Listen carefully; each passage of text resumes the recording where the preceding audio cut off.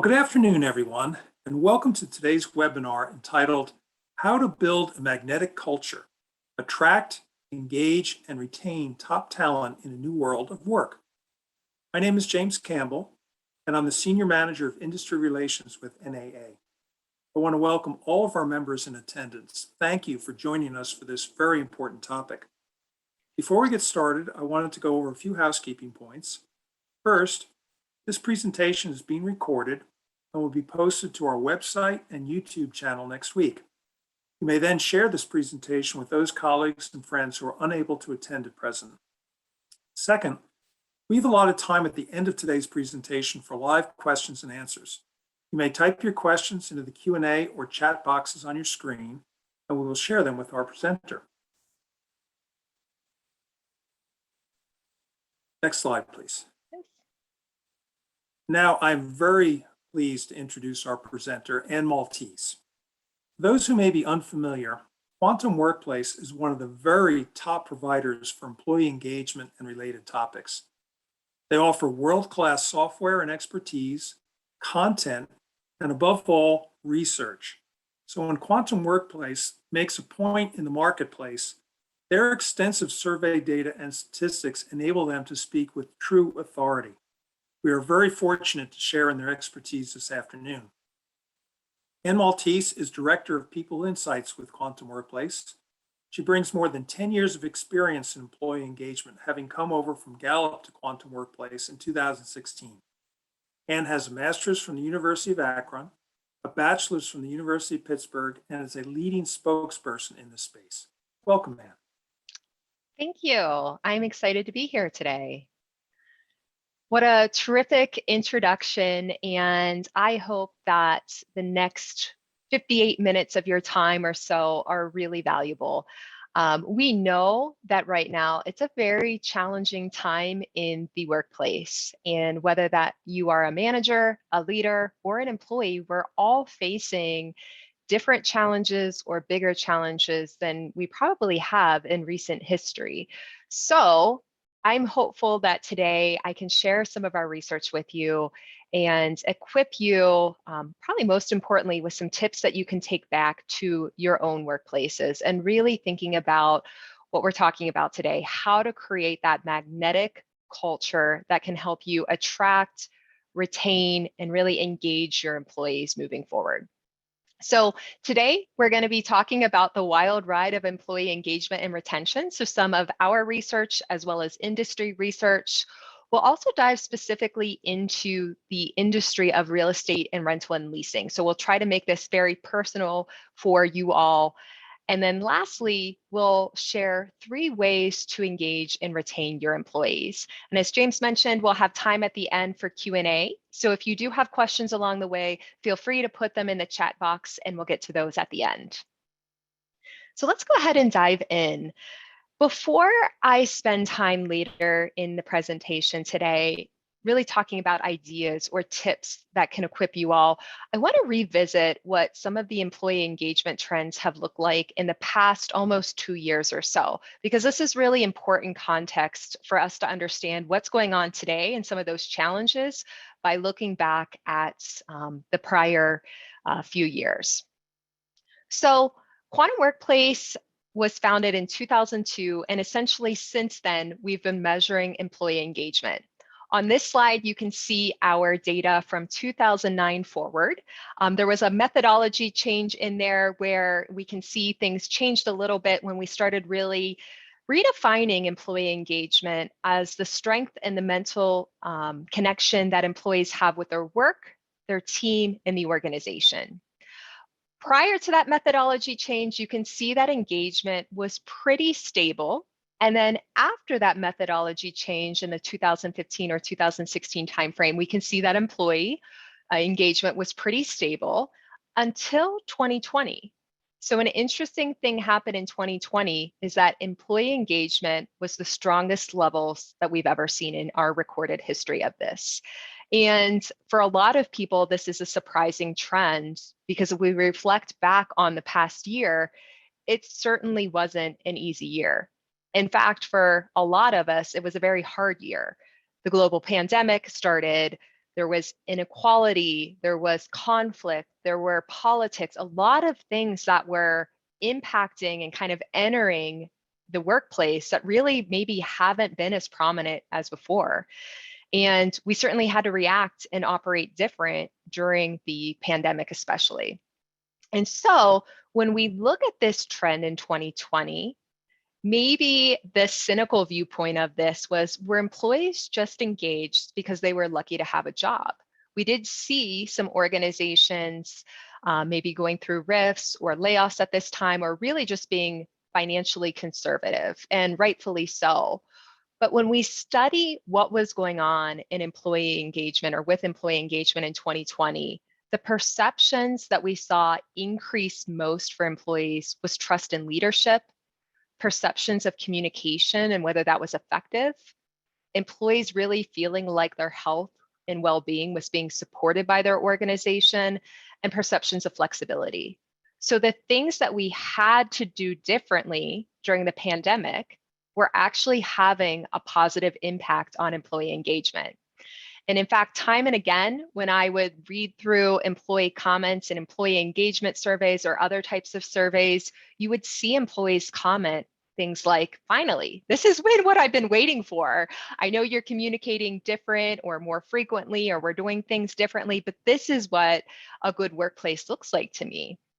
And I certainly know that in your industry, there's unique challenges as well. You may not have the luxury of being able to have everyone work from home, having employees that are on site where you have to have different protocols or different ways of kind of operating.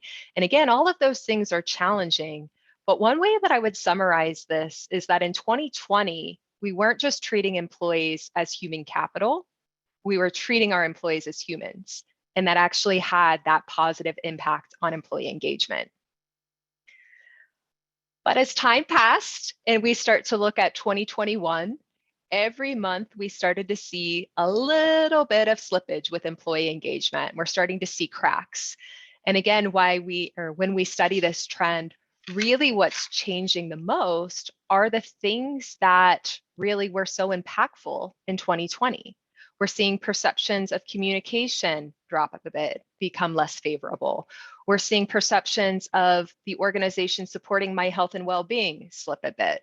Trust in leaders, all of those things that we were kind of getting credit for, so to speak, in 2020 are starting to slip just a bit as we go through this year. And perhaps we were doing things in 2020 that weren't sustainable.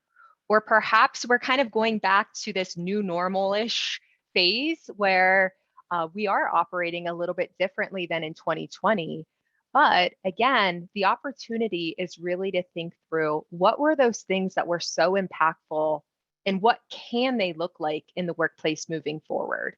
How can we really make sure that we're valuing our employees, caring for their health and well-being, giving them flexibility, creating that trust, and kind of all feeling in this together, even if our work environments continue to change and evolve as we move forward? And there's another big trend that's worth noting as well, that I'm sure many of you are living and breathing this trend right now. But we do want to share a little bit of insight into what's going on, because again, this is good context for us to really make sense of in today's world. So first is really, since 2020, we've seen the economy recover quite a bit. So whether that was measured through unemployment or in other ways, there are a lot of unfilled positions right now, and we're seeing a lot of employees leave their jobs. So in many ways, this is being described as the big quit or the great resignation. And each month, it seems that the number of employees that are voluntarily leaving is as much, if not more, than the month prior to that. And there's a lot of employees that really aren't even leaving for another job. So that goes into our next trend, which is really, there's increased confidence in the labor market. So on the left-hand side of the slide, you can see the survey item, I am confident I could get another job as good as my current one. Only 38% of employees would strongly agree to that in Q1 of this year. So not that long ago. but now that's at 52% in Q2 of 2021, and we're continuing to see that confidence climb. And on the right-hand side, we're also seeing that there's confidence that I could get paid as much as my current job. And of course, that's creating a lot of conflict in workplaces right now, because as we try to retain employees or hire employees, there's a lot of inflation with salaries and things like that that are certainly creating challenges right now for organizations. One of the survey items that we use to measure retention risk is it would take a lot to get me to leave this organization. And you can see over time, we started trending this in January 2020 throughout the months, and we're starting to see this really go down a bit. And so what this is telling us is that employees are actually saying, you know what? It may not take a lot to get me to leave this organization. I might actually consider it. And this is really coinciding with that great resignation that we're seeing right now. So survey data can also be very predictive for us and help us to understand the trends.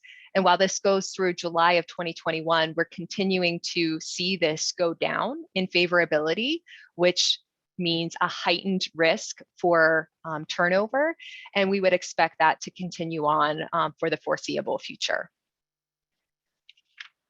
So a lot of maybe either doom and gloom in those slides or just things that feel out of our control. And I think that's especially what's tough for so many professionals right now, especially if you're working on hiring or you're managing. There's so many things that feel out of our control, but that's why this slide is so important, that we actually do see a difference in highly engaged employees compared to those that are less engaged. And again, if you're not very familiar with the concept of employee engagement, again, that definition is employees being emotionally and mentally connected to their work, to the team, and to their organization as a whole. And if you really picture this, these are going to be your employees that go above and beyond, the ones that are always maybe committed to your goals, the ones that are really eager to help others and are loyal to your organization. They advocate for your organization. When we can create that environment where employees are highly engaged and they're committed, that also has business results. And so we actually see that risk and turnover are less when employees are highly engaged. So the survey item, I intend to stay working at my current organization 1 year from now. Employees who are highly engaged are 1.8 times more likely to say they'll be working there compared to those that are less engaged. So if there is anything in our control, it is really that work environment that we create for employees. And that is what can be our magnet to try to recruit and try to retain employees moving forward. So we'll talk a little bit more about this and kind of what this can look like. But again, engagement is something in our control. It is something that we can be investing in to really try to recruit and retain those employees. So now we want to cover some industry insights that are specific to your industry. So far, the data that I've shared or the research that I've shared today has really been across different industries. And while those insights are still true in the various industries, engagement climbing in 2020, starting to slip in 2021. So that's all true here as well. We do want to provide some specific insights that can help you all maybe make sense of your workplaces as well. So starting first with, again, kind of this tough metric, or the one that kind of punches us in the stomach a little bit, the voluntary turnover rate. And I know you are in an industry that's maybe always had higher turnover rates than some other industries, whether it is professional services or technology or things like that. But we're seeing that 2021 is estimated to be one of those peak years. And again, I'm sure I'm speaking to an audience that already knows this, lives it, and breathes it every day. So this is really one of the challenges that we want to help you think through and solve. But what we know about your industry is what engages employees. So one of the things that Quantum Workplace offers, and really part of our bread and butter, is measuring and understanding employee engagement. And so when we design surveys for customers, we are designing questions that assess that engagement level, but we're also assessing things about the day-to-day experience that can help us understand what influences or what drives employee engagement. And when we look across all of the companies that we have in this industry, we find that when employees feel that senior leaders value people, when my opinion counts, when I feel recognized for my contributions, when I trust our senior leaders to lead us to success, and when I have clear goals and accountabilities in my team, that is what creates this environment where I can be engaged, where you're really helping me thrive as an employee, where you get the best out of me, so to speak. I enjoy as much as anyone enjoys showing up to work. I know for some people that's naturally more than others. But even if we get that best out of each person in their version of that, we're getting something that benefits our businesses as well. And so what we don't see here are things like pay or benefits or flexibility. Now, I'll be the first to say that those matter if they're lacking, and we'll cover that in just a few minutes. But if we truly want to create an environment where people will thrive and where they don't just have kind of the golden handcuffs, so to speak, because they're here for pay, or maybe that is the reason they work for us, or good benefits, it's this environment that we can think about. How do we create this? How do we make this part of people's day-to-day? So again, we can benefit from that. But we also want to understand what can cause our people to leave. So I would say the things that serve as a magnet, the things that keep employees in our organization, or the things that maybe help us recruit, are what we were looking at on that previous slide. But employees will leave if they have an environment or they have a situation that maybe is not ideal in other ways. So this is where we see unfair compensation or pay kind of play that role. That if I can't make ends meet, or if really I have a much better opportunity elsewhere, it maybe is easy for me to be pulled away by another organization. But also if I have unclear communication around organization changes, if I really don't understand what's going on or why or how I'm impacted, or if I feel like I have little opportunity to grow or have a path inside of the organization, those can be other reasons why I might choose to exit, in addition or kind of different from just being engaged. So we want to keep these factors, of course, top of mind as well. And so at this point, we want to talk about, well, what can we do? What are things I can equip this audience with today to really help you think through this? And as we've gone through the research so far, and even especially thinking about that great resignation section, I would challenge you to give yourself permissions to think about this as the great transformation and not just the great resignation. So the great resignation, it certainly exists. We have a lot of people quitting jobs, and for kind of valid reasons and in many ways. But when we focus on the great resignation, we're really thinking about the problem and we're trying to solve that problem. The great transformation is more about how can we do things differently? How can we operate a little bit differently? How can we create kind of a new future path forward that can help us, again, with recruitment, with engagement, with kind of the retention of our employees?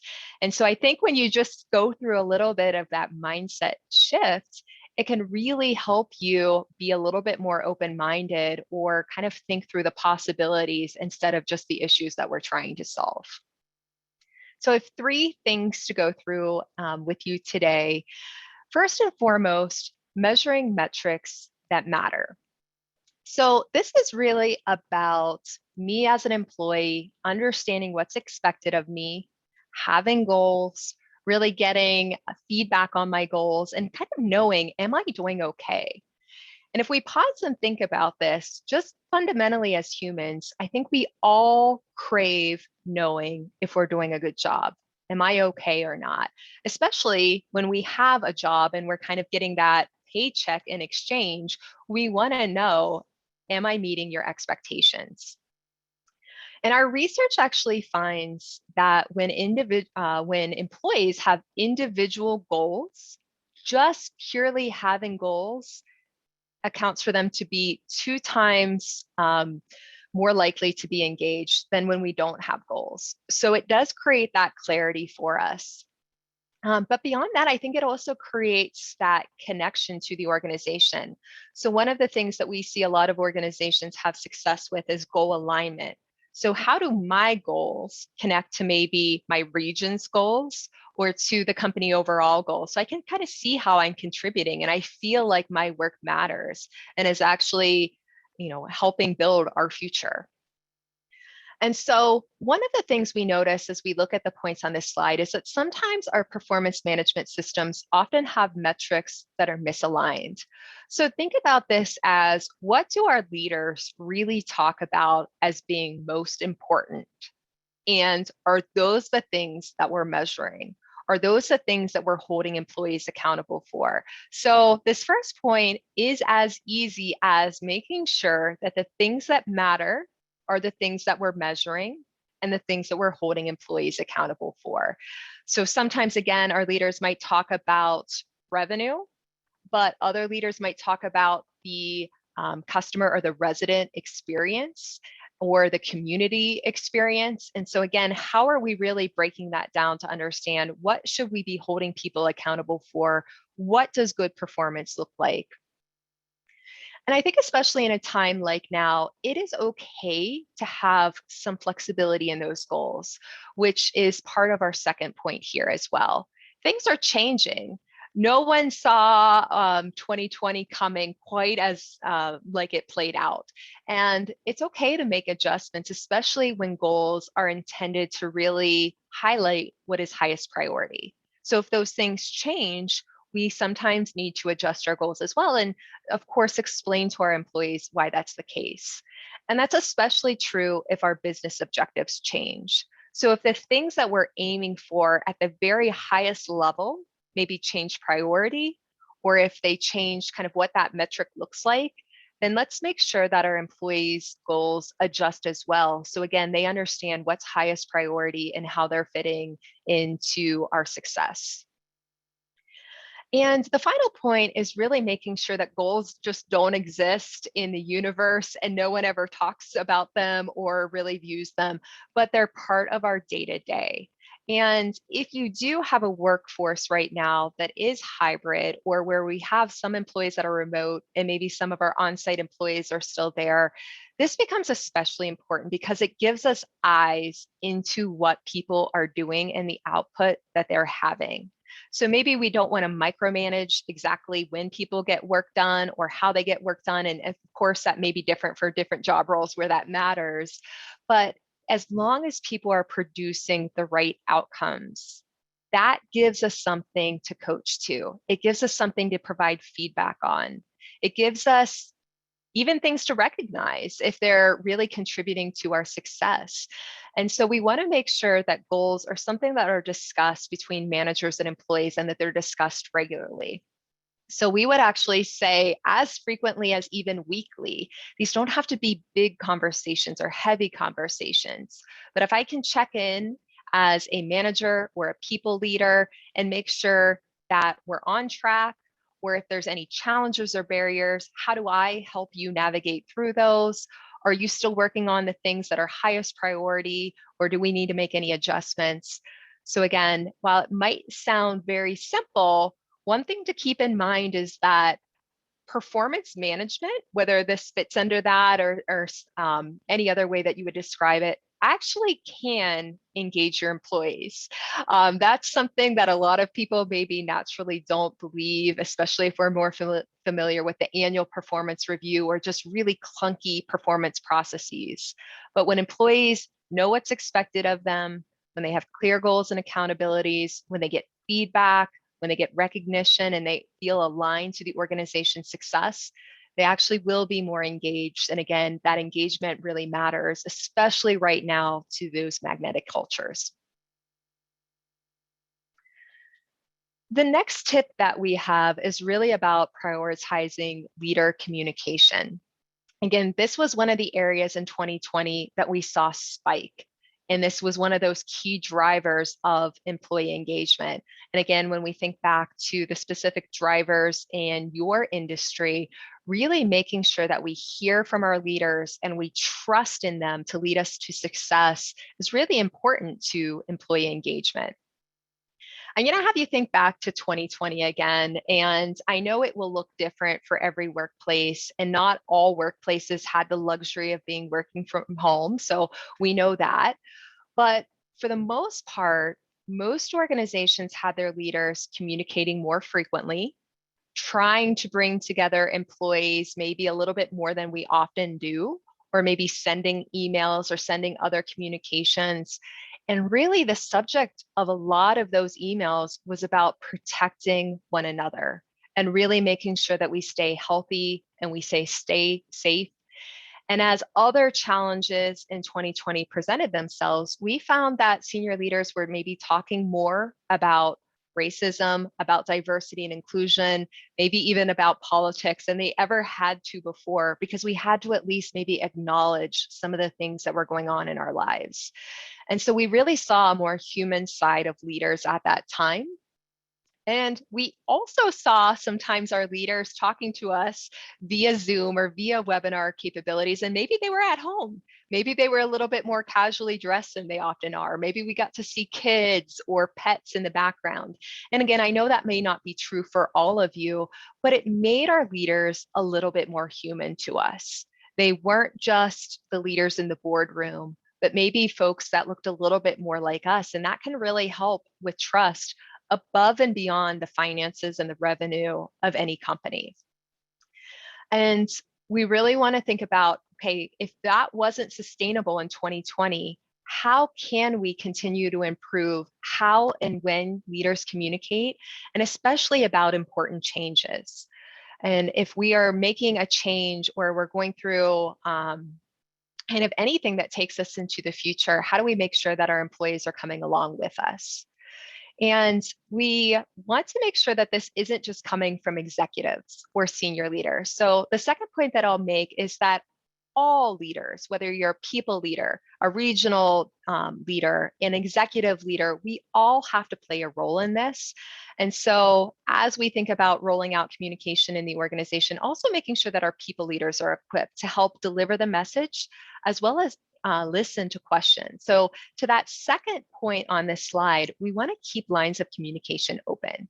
Communication isn't just about talking or sharing out. It's also about listening.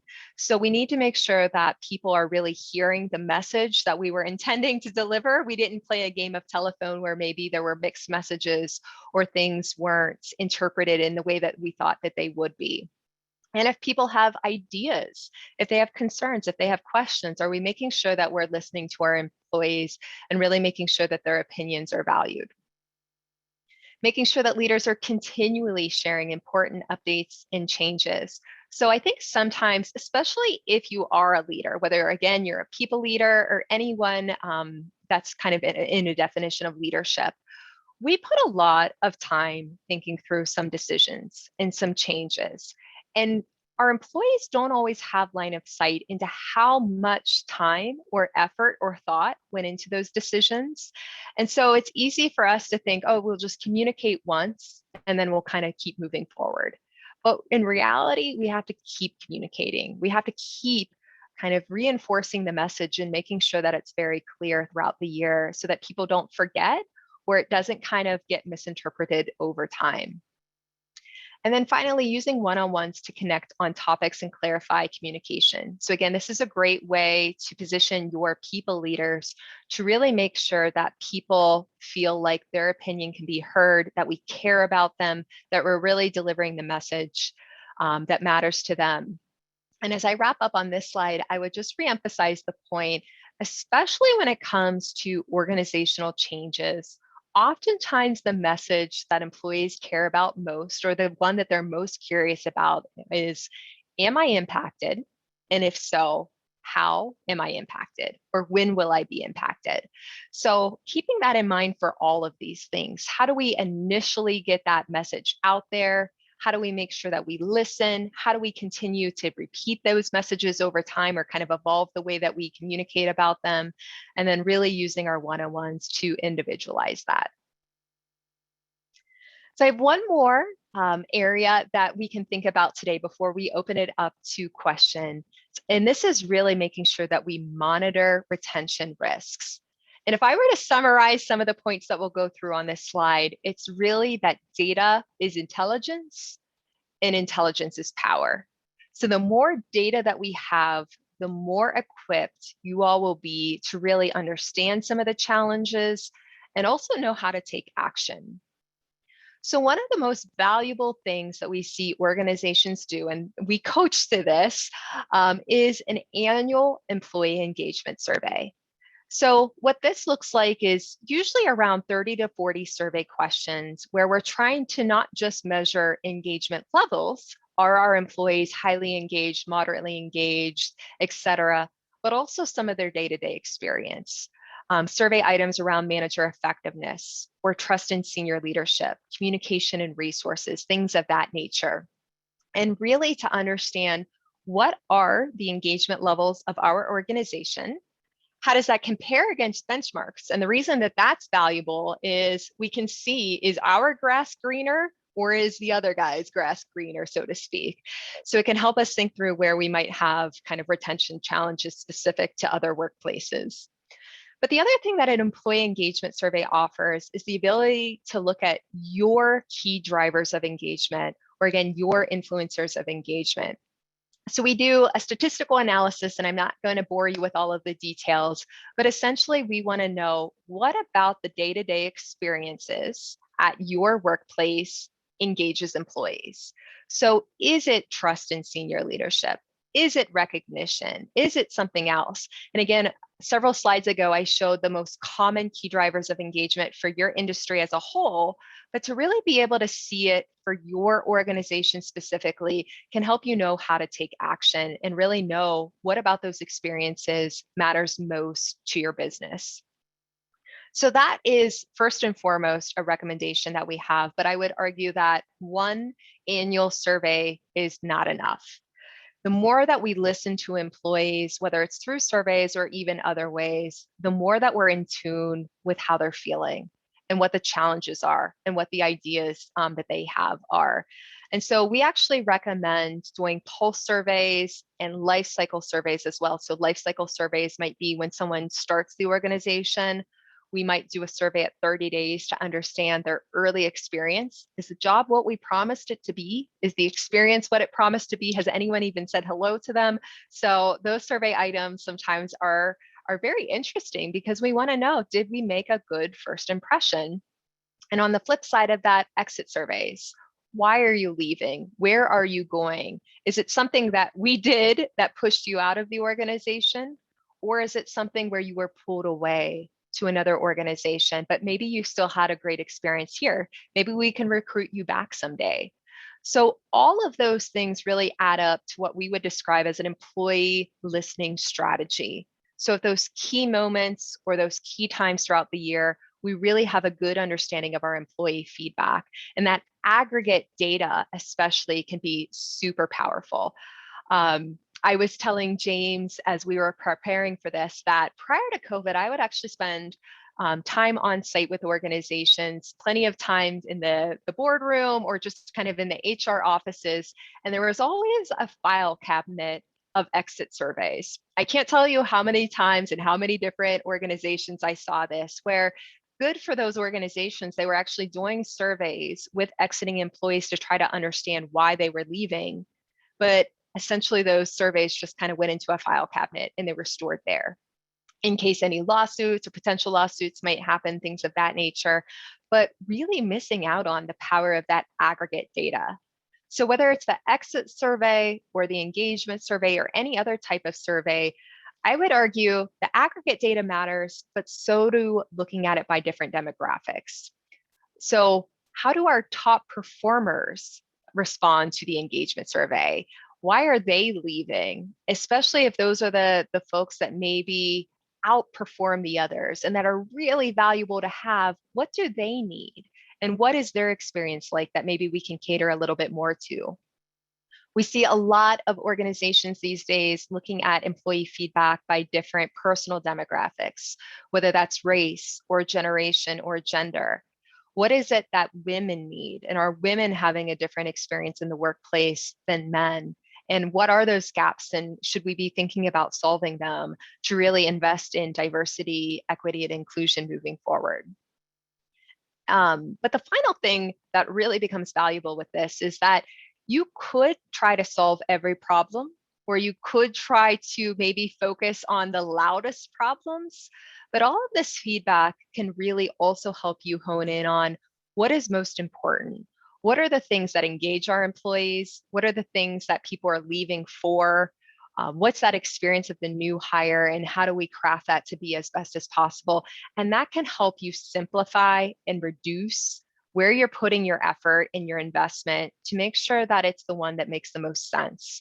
Of course, when we're dealing with leaders or executives or the people that maybe are paying our budgets, they are often looking for an ROI. So the more data that we have here, the more sophisticated we can get at what is causing our top performers to leave. How do we retain them so that way we're not trying to hire, and what's the cost of hiring? So again, really thinking about data as that really extra special tool, so to speak, in your toolbox that you can be using to really get the investments that you need and really to try to make the workplace as strong as possible. So there's plenty of things I could have shared in this most recent section, but really just trying to arm you with 3 key things that hopefully help you. Certainly, there are other things that you might need to be thinking through, and there's a lot of challenges, like I mentioned today, and we certainly understand that. So I don't want to be unempathetic to some of the other challenges that you're facing, but really starting here to think about how do we make baby steps forward, and how do we really think about that great transformation that can make our workplace that magnet that can hopefully help us recruit more talent, fill these positions a little bit more quickly, retain people, and really be in a business that can be successful and to impact all of the communities that you serve. So with that, I'm going to turn it back over to James, and then we will open it up for some questions. Terrific, Anne. Well, that was wonderful. In fact, I fear that you've done such a good job in explaining, we might have answered people's questions in advance. But nevertheless, if you have a question for Anne, please type them into the Q&A or chat boxes on your screen. I'll read them aloud, and we'll have Anne answer them aloud for you. I guess first, a perfunctory question. Someone asked, will this PowerPoint presentation be available via email? I'll leave that to you, but typically we simply post the video to our website, and you can take notes from that and post it to our YouTube channel. One person had a question for you, Anne. Is there a survey tool you would recommend? Well, I'm biased, but Quantum Workplace does offer survey tools. So feel free to check out our website afterwards. So in addition to the research and the things that we shared today, really we are an employee engagement and employee survey and a performance management software platform. So we work with organizations in industries like yours to really help measure that and provide value back to you. So hopefully you'll check us out after today's presentation. Well, as we're waiting for some more questions to come in, I have a couple myself. Sure. Again, this was just such great food for thought. I was curious if in all your research, if you see in terms of demographics, if you see that there's a real difference in engaging and retaining, say, very young employees, or oftentimes people maybe a few years away from retirement.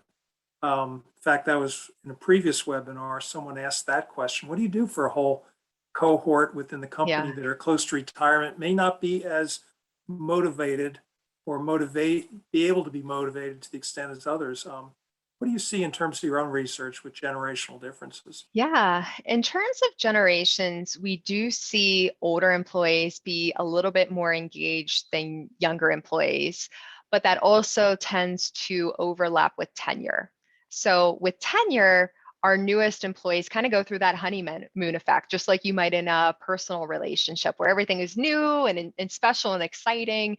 So usually engagement is strongest within the first year, or at least the first few months of tenure, and then it kind of dips down and then it picks back up maybe at 10 or 15 years of tenure if you make it there, staying with an organization. And so that helps explain a little bit of those overall generational differences, because kind of the middle generations also tend to be the folks that are in the middle of their tenure. And maybe things aren't as exciting. It's harder to get growth opportunities that we're looking for. But I would say two other things in response to that. It's really kind of what engages people that we tend to see generational differences in. We see younger generations, especially, having more appetite for really the impact on the community and the impact on their mission and their kind of personal beliefs. And so I think that's a little bit different than the older generations. But I would also say that while generational research is interesting, you'll be surprised to how many individual differences you might hear just talking to employees. And that's where I think it's so important for managers to have good one-on-ones with their employee. And we're not just making assumptions, but we're really having the conversation to understand what makes you tick, what matters to you, why are you here, and really helping to make sure that we're managing and we're coaching to that individual instead of some of just the generational research. Excellent. Well, again, as we wait for some more questions here, a few selfish ones of my own. One of the takeaways that I have from your excellent presentation is the need to not make this an end of year, once a year activity, but really ongoing, week by week, month by month, so that the performance review doesn't come as a surprise. And I think one of the great tools you mentioned was flexible goals.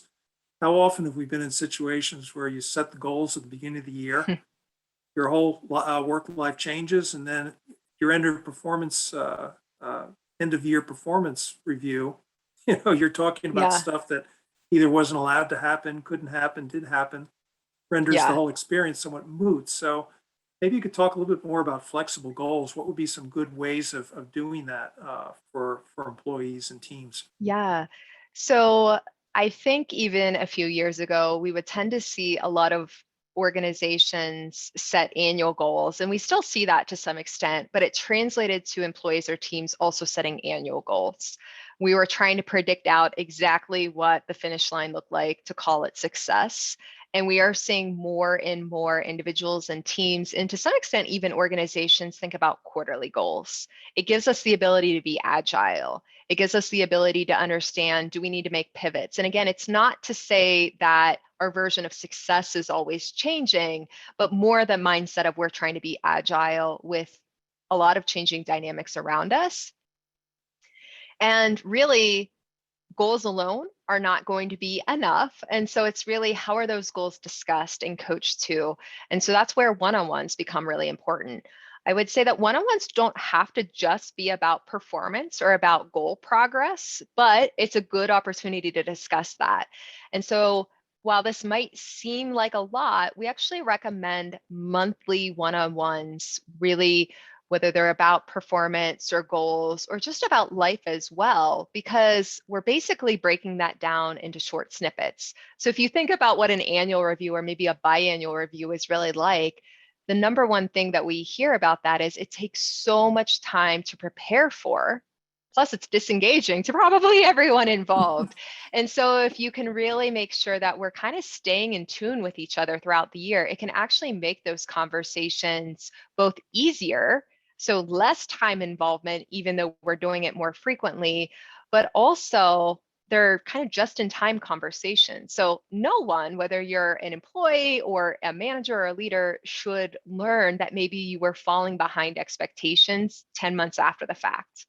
I think that is part of the reason why those types of performance reviews are so disengaging. It's like, why didn't you tell me earlier?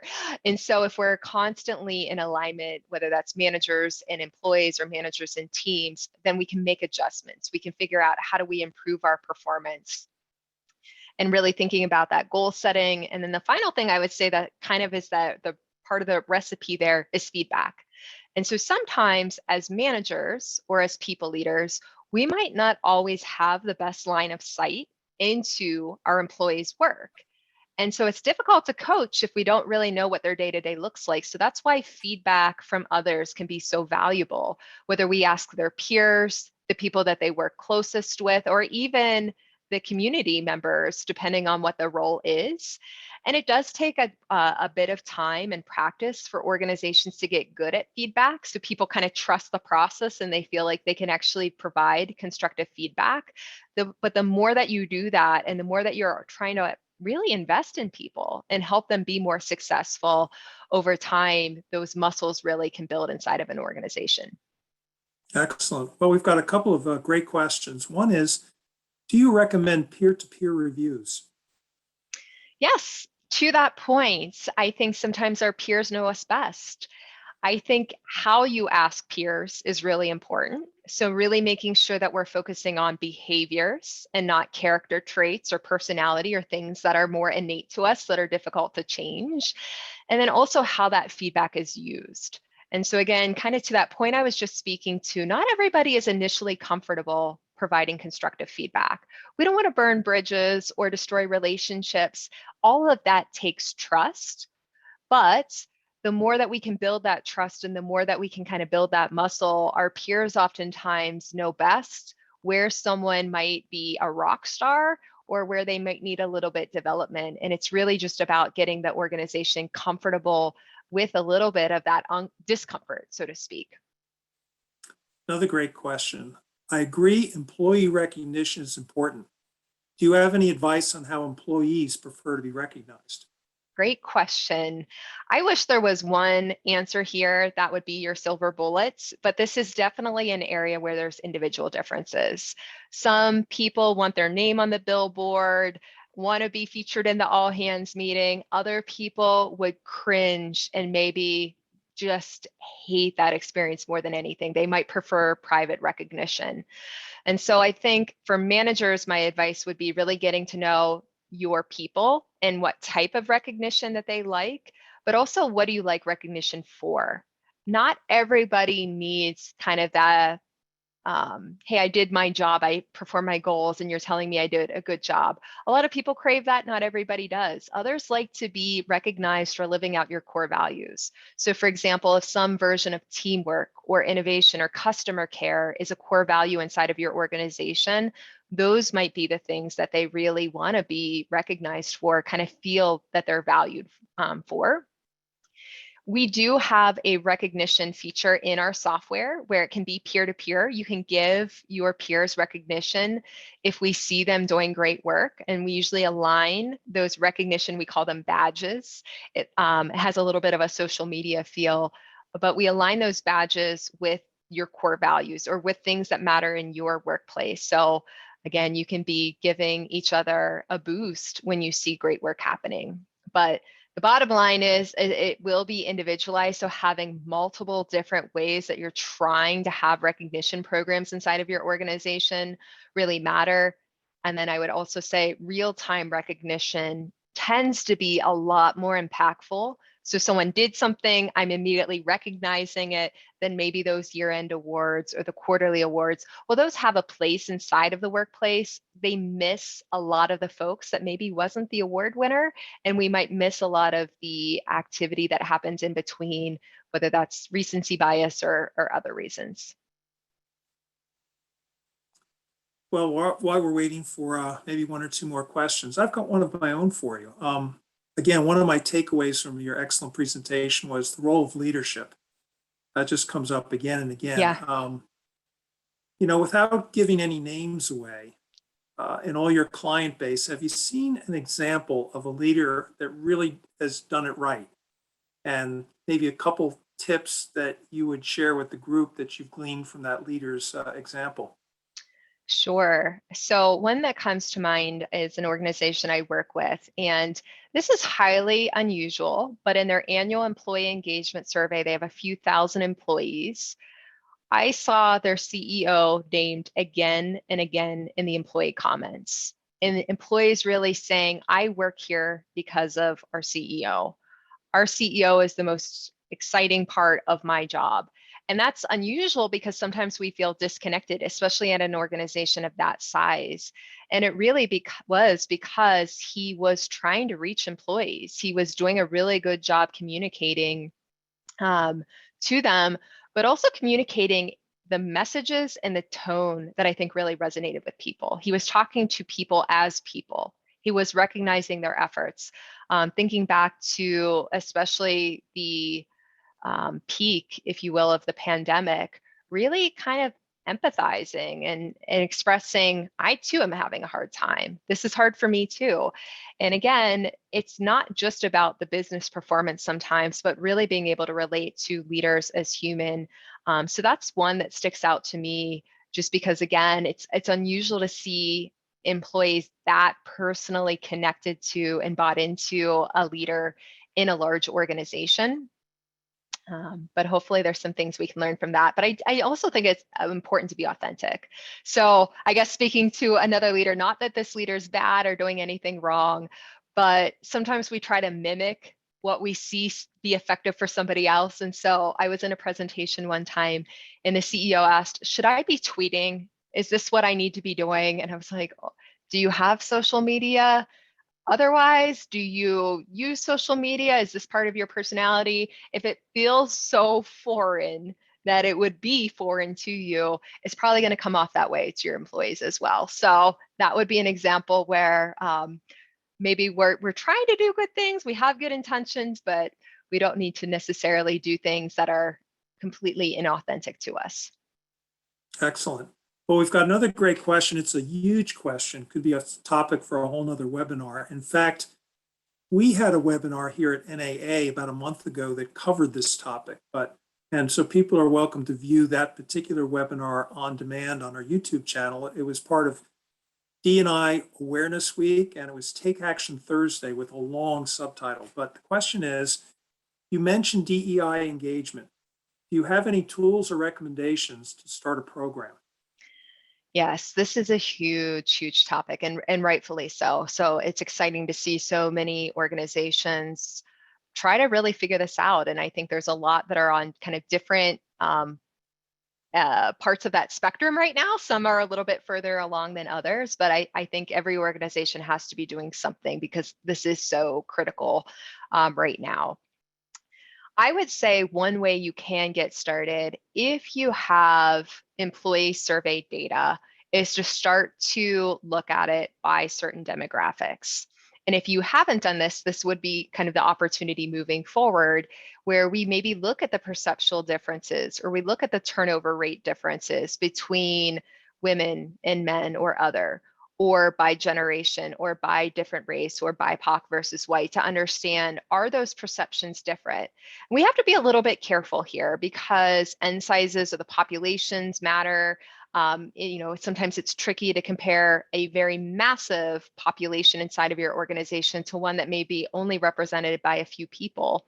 But those few people's perceptions still matter, especially when it comes to diversity and inclusion. So I think getting smarter about the way that we analyze and interpret data can be a key way to get started.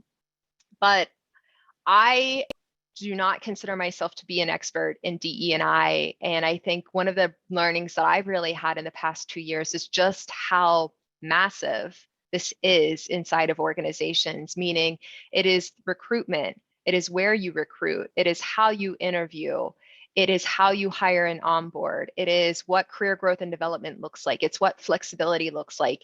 There's so many things that go into diversity, equity, and inclusion that it can be hard to think about where to get started. But I think really mapping that out and thinking about your highest priorities and thinking about what do we have the ability to change immediately versus maybe being long-term can be a good way to dissect what is a very big endeavor.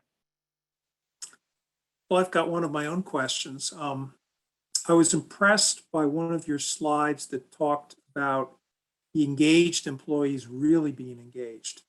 Mm-hmm. Could they also, in this new environment, online virtual environment with things like Glassdoor and LinkedIn and other sort of company review sites, could these engaged employees be serving as an asset to help recruit people into organizations, their example, their testimony, and so forth? Do you see that at all?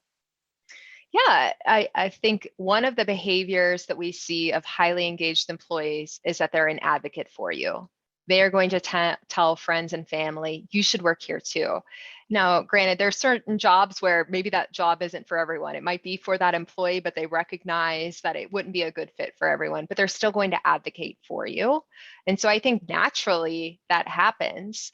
I would say if I were a job candidate right now, and I've coached even friends and family members in this time to ask this question is, what does employee engagement look like inside of your organization?